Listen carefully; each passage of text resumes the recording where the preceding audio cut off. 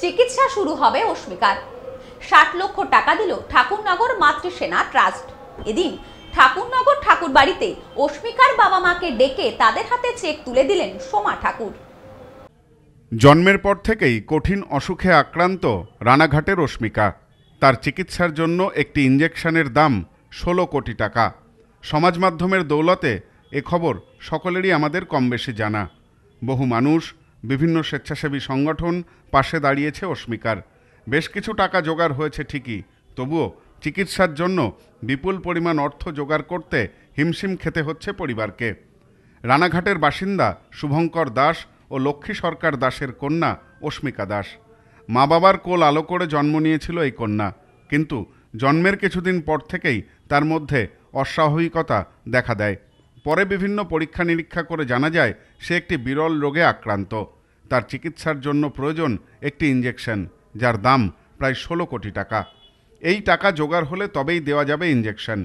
বিপুল পরিমাণ অর্থ প্রয়োজন, যার কারণে তারা সাহায্য চেয়ে হাত বাড়িয়ে দিয়েছিলেন গোটা দেশের কাছে। অস্মিকার বাবা জানিয়েছেন 16 কোটি টাকার মধ্যে 9 কোটি টাকা দিলে ইঞ্জেকশন অর্থাৎ চিকিৎসা শুরু হবে, বাকি টাকা ইএমআই করে দেওয়া সম্ভব। হাতে সময় নেই, 1.5 মাসের মধ্যে চিকিৎসা শুরু করতে হবে। ইতিমধ্যে জোগাড় হয়েছে 8 কোটি 40 লক্ষ টাকা, বাকি ছিল 60 লক্ষ টাকা।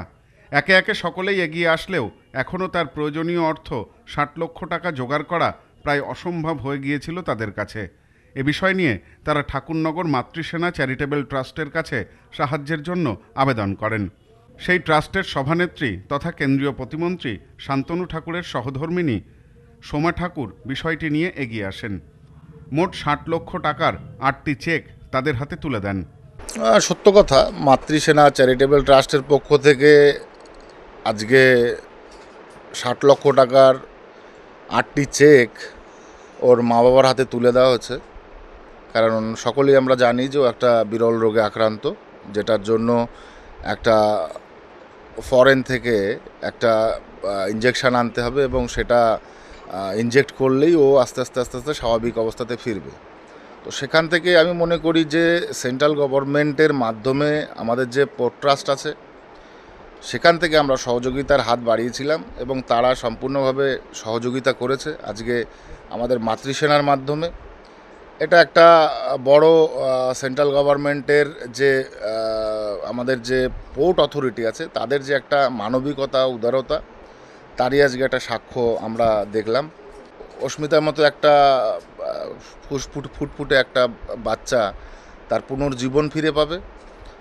এর জন্য সকলের মনের ভিতরে যে স্ফুলিঙ্গ বা অনুভূতি, সেই অনুভূতির যে শান্তি, সেই শান্তিটা আমরা অ্যাটলিস্ট পাচ্ছি।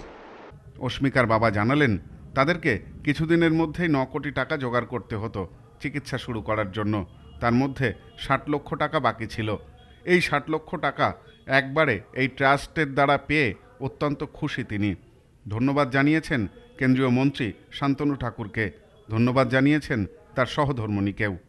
আমাদের লাস্ট 2 মাস ধরে অনেক ফান্ড রেজিংয়ের অনেক কিছু ভুল তথ্য বা ভুল নিউজ ছড়ানোর জন্য আমরা ফান্ড রেজিংটা সেভাবে তুলতে পারছিলাম লাস্ট 2 মাস ধরে।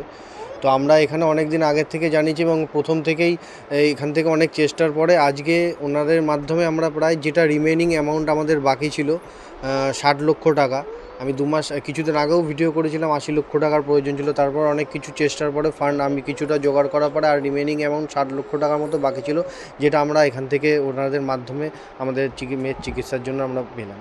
সব থেকে এটাই সবথেকে লার্জেস্ট অ্যামাউন্ট, মানে যে আমাদের ইঞ্জেকশন পাওয়ার জন্য যে 9 কোটি টাকাটার প্রয়োজন ছিল সেটার পূর্ণ হলো ওটা। তো এটার জন্য যে মানে আমাদের যে লাস্টের যে ভয়টা আমরা পেয়েছিলাম যে এত দূর এগিয়ে এসে যদি কোনো কিছু খারাপ না ঘটে, আর 1.5 বছর ওর বয়সটাও হয়ে যাচ্ছিলো, এই সময় যে আমরা যে সাহায্যটা পেলাম সেটা আমাদের কাছে মানে আমি ভাষায় আর কোনো কিছুতে বলতে পারবো না, যেটা আমার ইমোশনের মধ্যে। আমরা ইঞ্জেকশনটা যে সমস্ত কিছু ফান্ডিং কমপ্লিট হয়ে গেছে, এবার কিছু পেপার ওয়ার্কসের মধ্যে আমি আশা রাখছি যে ইঞ্জেকশনটা আমরা আর 10-12 দিনের মধ্যে যা আসতে যা সময় লাগে আর সেটুকুর মধ্যে যাতে। এবার মেয়ের চিকিৎসা শুরু হবে, আশায় বুক বাঁধছেন অস্মিকার বাবা মা।